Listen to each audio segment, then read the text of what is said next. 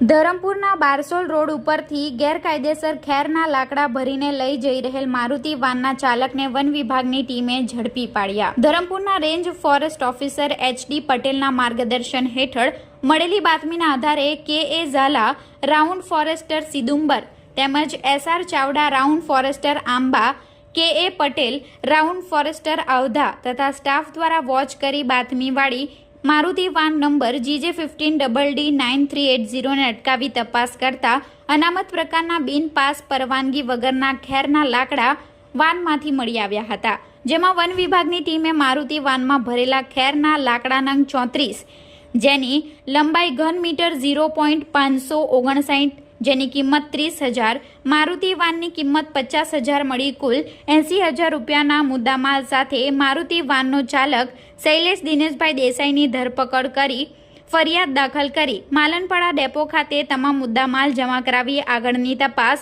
One સંરક્ષક ધરમપુરના માર્ગદર્શન હેઠળ કરવામાં આવી રહી છે।